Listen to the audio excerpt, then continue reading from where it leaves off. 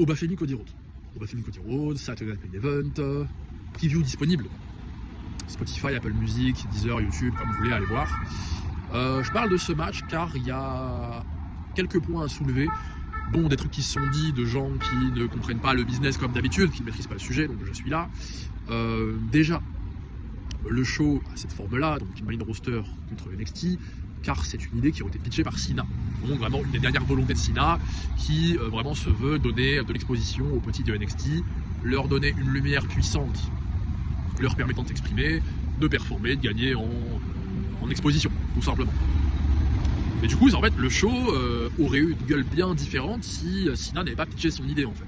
Et le truc de ce show-là, en fait, c'est qu'il n'y a pas de lien, ni d'historique, ni de construction, ni rien du tout.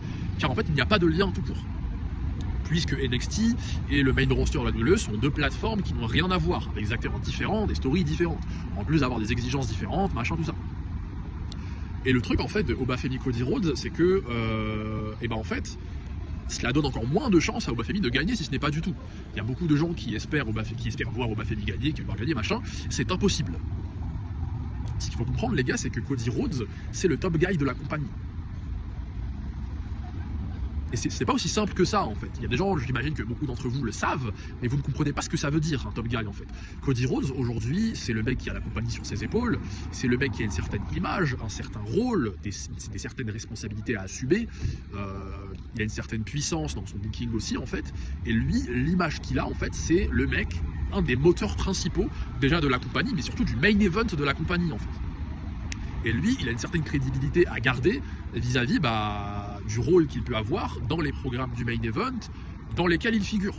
Cody ne peut pas perdre contre n'importe qui. Et oui, Obafemi, c'est n'importe qui à ce stade-là. Car en fait, Obafemi, c'est un mec de NXT, mais Cody Rhodes, en fait, il a détrôné un mec qui a régné 1316 jours, il a pris un titre à Cena Babyface à SummerSlam. Ça n'a rien à voir, en fait. C'est aussi simple que ça. Et le truc, c'est que Cody Rhodes, en fait, un mec comme Cody Rhodes, le poste qu'il a, ce qu'il incarne dans la compagnie, dans les programmes auxquels il figure, lui faire perdre doit forcément, obligatoirement avoir un sens, une cohérence, servir à une storyline en cours. Et le truc, c'est qu'en fait, ce show, il n'y a rien de tout ça. En fait, il n'y a rien qui justifie une défaite de Cody Rhodes. C'est tout simplement impossible. Businessment parlant, c'est incohérent. Et c'est pour ça que ça ne va pas se faire, en fait. Cody Rhodes est un investissement beaucoup trop important pour la compagnie aujourd'hui, pour qu'un mec avec un historique aussi faible qu'Obafemi puisse le battre. C'est incohérent, c'est impossible en fait. Cody Rhodes aujourd'hui fait déjà part des programmes du main event avec une certaine image, une puissance en termes de booking à garder pour qu'en fait les programmes du main event soient crédibles. Il ne peut pas perdre contre Obafemi et se retrouver demain contre Roman Reigns en fait. Ça n'a aucun sens. Ça l'affaiblirait beaucoup trop vu que c'est personne Obafemi. Et donc il y a ça.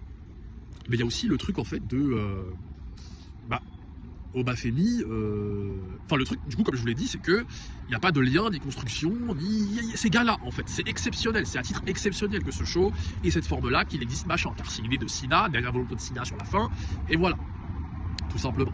Donc Cody, il n'y a absolument aucune raison, il n'y a rien qui justifie en fait une défaite de Cody, car ça n'a pas de sens. Et un mec comme Cody Rhodes, aujourd'hui la position qu'il a, il doit y en avoir obligatoirement du sens. Et il y a aussi bien sûr le délire, du coup j'allais venir de ouais mais Obafemi, il faut le pusher, ouais les petits, il faut leur donner à manger aussi, machin. Non. Dans cette ère-là, ça ne se passe pas comme ça. On est dans une ère bien différente d'autres ères qui peut-être auraient pu plus s'y prêter. Aujourd'hui, on n'a pas besoin de se presser à ce point-là pour faire pusher des mecs, du moins là, à ce point-là, en faisant battre Obafemi, en faisant battre Cody Rhodes à Obafemi, puisque déjà ça décrédibiliserait le main event de la WWE, et surtout le truc c'est que il y a suffisamment de talent aujourd'hui pour qu'on ne soit pas dans le rush de faire pousser un mec à ce point-là aussi vite en fait, tout simplement.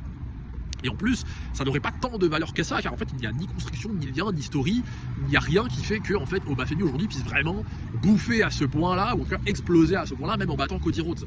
Le seul truc à la limite qui peut, en fait, l'aider, ce serait par la suite de continuer une feud avec Cody Rhodes, sauf que ça va pas se passer comme ça. Il est champion NXT, il va redescendre, il va faire ses programmes, il n'y a rien, en fait, qui colle, en fait. Il n'y a rien qui colle pour qu'en fait, Obafemi puisse battre Cody Rhodes.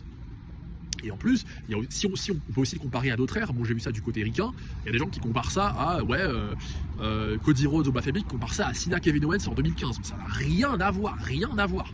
En 2015, le main event de la WWE galérait énormément à trouver leur nouvelle pousse, leur nouvelle top star pouvant porter vraiment la compagnie dans le main event. Et c'est pour ça qu'à l'époque, il y avait eu ce Open Challenge de Cena, en visant à mettre en lumière certains talents. Des fois, il y avait même des quelques promos pour les tester, machin et tout. Mais à l'époque, ils étaient en galère. C'est pour ça qu'il y avait autant de push aussi explosifs, notamment Kevin Owens. Bon, c'était un petit peu quelques années avant, mais t'avais le Shield qui ont commencé très fort aussi. T'avais plein de trucs comme ça. Et AJ Styles, il arrive avec le booking du GOAT des Indies, mais directement placé sur Cena, car on veut vite trouver des mecs étant capables vraiment de porter la compagnie dans le main event pour que Cena puisse vraiment souffler, quoi, tout simplement.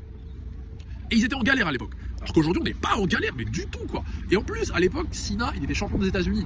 Là, Cody Rhodes, c'est le top guy de la compagnie, quoi. C'est le mec, en fait, qui fait part aux programmes les plus importants de la compagnie, avec une certaine crédibilité, un certain booking, une certaine puissance, dans une ère qui se veut encore plus investie dans le storytelling. Le mot, en fait, les liens, la cohérence, la construction est quand même très importante, surtout dans le main event, en fait. Donc en fait rien à voir avec l'époque de par exemple 2015 avec Kevin Owens et tout les machins, là où à l'époque on était peut-être un peu plus dans un rush de vouloir faire péter des mecs. Aujourd'hui en fait on est à l'abri, il y a trop de monde aujourd'hui déjà dans la compagnie, dans le main event, même en mid-card, des mecs en attente, il y a trop de monde aujourd'hui en fait, c'est trop dur de se faire une place. Donc en fait il n'y a pas besoin de se presser. Obafemi il a déjà gagné les gars, vous savez ce qu'il a gagné? Il a gagné l'opportunité, la chance de faire un match contre le top guy de la plus grosse compagnie du monde.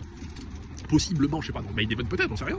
Mais enfin, il a déjà gagné. Il a gagné des lumières, il a gagné vraiment une vingtaine de minutes avec l'un des mecs qui met le plus de lumière sur l'industrie du catch. Il a gagné déjà. C'est aussi simple que ça. Donc, enfin, businessment parlant, il n'y a aucune case qui est cochée qui justifierait en fait une victoire d'Obafemi, ça n'a pas de sens. C'est aussi simple que ça. Cody Rhodes est beaucoup trop important. Ce qui l'entoure, en fait, il y a des paramètres qui sont vraiment nécessaires, qui sont très importants vis-à-vis de ses décisions de victoire et de défaite à Cody. Et en fait, il n'y a rien en fait chez Obafemi qui puisse justifier que ces paramètres-là soient validés en fait. Un mec comme Cody, pour perdre, il doit y avoir du sens, il doit y avoir une story, c'est important, c'est le main event, c'est le truc qui va vraiment impacter directement toute la compagnie de l'industrie du catch. Un mec comme Obafemi, en fait, non, en fait, il vient de trop loin, c'est encore inconnu. Il n'a pas la stature, la crédibilité, tu peux pas faire perdre Cody Rhodes comme ça.